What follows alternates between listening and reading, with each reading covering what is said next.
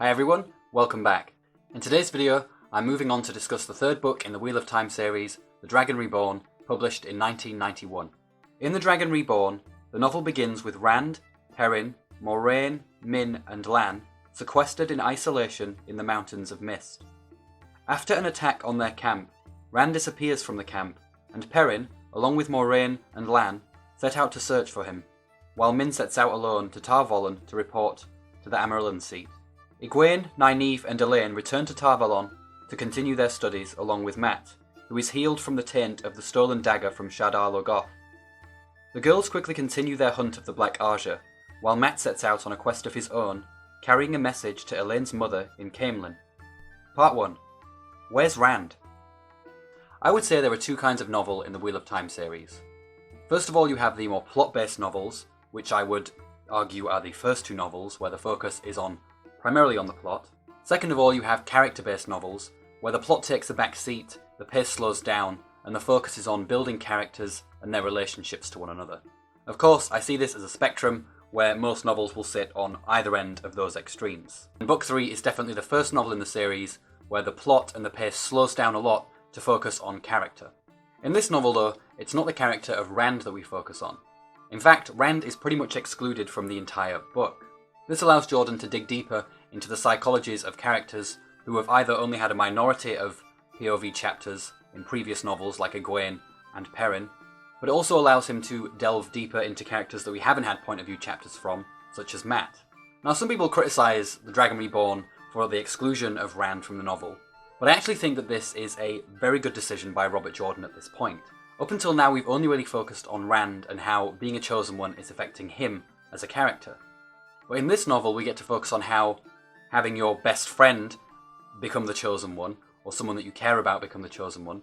We get to see how that is affecting this broader set of characters, which I think is much more interesting than just focusing on the one chosen one character. The title of the novel is The Dragon Reborn, which does make you think when you read it that it's going to be primarily about Rand. And in a sense, it is about Rand. But instead of having him as the focus, the person that we follow, it's about how the other characters relate to the Dragon Reborn. It's about how Perrin, Mat, Egwene and Nynaeve see their friend as he has become the chosen one, and they're seeing how that's affecting him and changing him. This to me is one of the strongest aspects of this novel. It changes things up a bit, and it also allows Jordan to explore avenues with characters that up until this point we haven't had much focus on. I also think this is the first novel where as a reader you get a hint that this series is going to be a lot bigger than it first appeared. Part of that is because the plot is slowing down, but also it's because we're focusing now on a much broader set of characters and what's going on in their heads, and that suggests that there's going to be a lot more complexity and a lot more scope to the series overall. Part 2. Pacing problems. Now onto something that I am less enamoured by with this book, and that is pacing. As I said in the previous section, there are those two kinds of novels in the Wheel of Time, the character-based novel and the plot-based novel, and this is definitely a character-based novel. I would say that while The Dragon Reborn is probably one of the best character-based novels, it does still have some significant problems that keep it back from being as outstanding as I would say the first two books in the series were. One reason why I liked those first two books is that they got the balance right between plot focus, action focus, and character focus more or less right all the time, whereas in this book it feels like the character focus is a bit too strong and there's not much happening in the plot, and a lot of the plot elements that do happen are things that we've already seen before in the series. I think the one reason why this character-based book comes ahead of some of the later books is that the characters that we're focusing at this point have not really been developed all that much yet. This is especially true of Mat, who up until this point hasn't really had a point of view chapter, and also someone who's just been stuck with the dagger and not really had much character development. Also getting to spend more time with Perrin and developing his relationship with Moiraine, and also with the girls hunting the Black Arja. All of these things allow these characters to build in interesting new ways, and because it's early in the series, there's a lot still to see, there's a lot still to learn about these characters. This is something that becomes less true in later books, where there's still that character focus, but less is changing and shifting because we've kind of already seen it. So I do think that while, yes, it's a good character-based novel, it does err a little bit too much on the side of character. The pace does slow down, and as I'm going to talk about now, it also means that there's a lot of repetition going on. Topic 3. Really? That? Again? Probably my least favourite part about this book is how repetitive some of its plot elements are.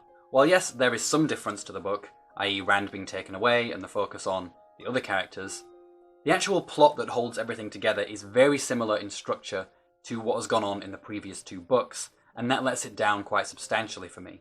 First of all, the climax of the story is very similar to the climax of the previous 2 books. Again, we have the characters coming together at the end, again we have a big boss showing up, and we have a big fight. Now I already said in my review of The Great Hunt that repetition does even let that book down a little bit. And for that to happen again a 3rd time in a row, you do sort of get the sort of eye-rolling experience of, is this like a video game where each book is a level and at the end there's the big boss battle and then we move on? So that's not particularly good as a reader. You don't want to end a book feeling that way. A second thing that I find quite repetitive in this book is the plot with Egwene, Nynaeve and Elaine. This is the 2nd book in a row where they go to Tar Valon, there's some political intrigue stuff going on there with the Black Archer, and then they leave to hunt the Black Archer again, and the resolution of that plot, again, very similar to the resolution of the plot in the previous book, just without the Sean-Chan. So, again, it's something that we've seen before, it's not particularly new, it's not particularly fresh, and so it does let the book down. The repetition was something that I could forgive in The Great Hunt, because it was much smaller, it had only happened once, and there was still a lot of interesting things going on plot-wise in that book. Whereas in The Dragon Reborn, it's the 3rd time that some of these things have been repeated, and there's less interesting things going on in the plot. Although there is, like I said in the previous section, some interesting character work going on. Part 4. Mat, Perrin and Moiraine. So I'll say off the bat that I wasn't particularly enamoured by the storyline with Nynaeve, Egwene and Elaine in this book. Again, it was very similar to the plot in the previous book. However, one thing that I will say is that, given that this is a character-based novel rather than a plot-based one, the relationships between the 3 girls is something that is quite interesting.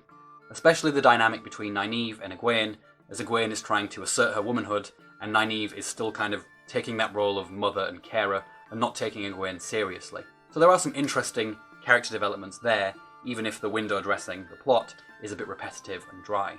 But despite the problems I have with this novel, the thing that really keeps me coming back to it and why I enjoy it still quite a lot, even if not as much as the first 2, are the plots with Mat and the plots with Perrin and Moiraine. This is the first novel where we actually get an insight into Mat's perspective. We get his first point of view chapters as a character. I think what makes Mat really work well as a character is that he's a welcome contrast to all the other Eamon's Field characters. Rand, Nynaeve, Egwene and Perrin all have a certain sombre or serious quality to their chapters. It's done in different ways, in subtle interesting ways, but it does all have that very serious tone for the most part. In contrast to this, you have Mat, who is a much brighter character, he's more colourful, he's more light-hearted, and although he does have those serious moments, they're often contrasted by his bright personality, his humour and his wit. I find that introduction of his character in this book a really refreshing change as a reader. Also, we get the introduction of some of Mat's special abilities, which I won't spoil, but even that, again, it adds an interesting element to the story that hasn't been discussed or introduced so far. When it comes to Perrin's plot in this book, the thing that I enjoy most about his plot isn't really to do with the plot at all, which is just following Rand. It's to do with his interactions with Moiraine and the relationship that they develop in this book. I actually think that in a lot of ways, Perrin and Moiraine have the most interesting relationship when it comes to Moraine's relationship to the Eamon's Fielders. Egwene was always somewhat deferential to Moiraine, especially in the first book. Nynaeve and Rand are just kind of stubbornly against Moiraine for the most part, and Mat doesn't really have all that much of a relationship with Moiraine, or at least we don't see it because he doesn't really have any point of view chapters in those first 2 books when they spend most time together. Perrin, on the other hand, sits nicely between being deferential and resisting Moiraine and her plans. You really get a sense that Perrin respects Moiraine, although he is wary of her, but he doesn't allow his wariness or his suspicions about her to completely preclude listening to her ever and just resisting everything that she says almost for the sake of it. Perrin does have that respect for Moiraine. He's willing to consider what she says and think about it, and then decide whether he's going to do what she wants. And I think Moiraine as well sees that in Perrin, and she actually respects him perhaps more than she respects any of the other Eamon's Fielders. The interactions between Perrin and Moiraine are somewhat reminiscent of the interactions that I enjoyed in the first book between Perrin and Egwene. They're just something very intimate about the relationship there. It's not really addressed or picked up on in later books, where the focus is usually on, Egwene's relationship to Rand or Moraine's relationship to Rand. So it's nice to see Moiraine getting some time to be with one of the other Eamon's Fielders and build a relationship with them. And like I said, I do think that those chapters, those interactions are some of the best of the book. And also probably of the series. I really like their relationship. I should also mention that while talking about Perrin, this is the novel where we get introduced to the character of Faile, who is a potential love interest for Perrin. A lot of people are mixed on Faile, and I found myself that sometimes when I'm reading a book I find her frustrating and annoying, whereas other times I find her actually quite interesting. On this read-through, I'm so far just a bit blasé about Faile. She wasn't really the thing that interested me when it came to Perrin's plot. As I said, that was more his relationships with Moiraine and also Lan. But I'm interested to see how I will think about Faile and Perrin's relationship as I go, because it's definitely one of the aspects of the series that I'm probably most undecided on as to whether I like it. But in terms of this novel, it's not something that really went on my radar. She's just kind of there. Part 5, Conclusion.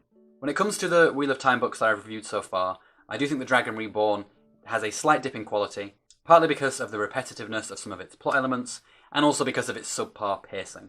That being said, I do think that when it comes to the character-based books in the novel, where the plot isn't really important, the focus is on character, I do think that The Dragon Reborn is one of the best, if not the best, of that bunch. The switch away from Rand allows Jordan to focus on the psychologies and relationships between the secondary characters, and it also allows him to build and expand his world as those characters reach out and go to different places and have different experiences of those places. It allows him to add new dimensions to characters like Mat, who haven't had any point of view chapters so far, and it also allows him to build on existing relationships between characters who have had point of view chapters, like Nynaeve and Egwene, or Moiraine and Perrin.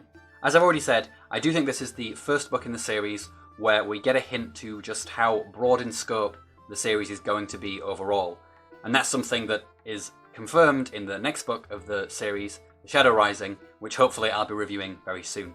If you like this video, please consider subscribing to my channel. I post new videos twice a week on Mondays and Thursdays at 4 PM UK time. Let me know your thoughts of this review in the comments below. Also, if you have any suggestions for other books that you'd like me to read, if they're in fantasy, gothic horror, or classics, I'll definitely put them on my list and hopefully get to review them soon. But for now, that's it for me, so take care guys, and I'll see you all in the next video.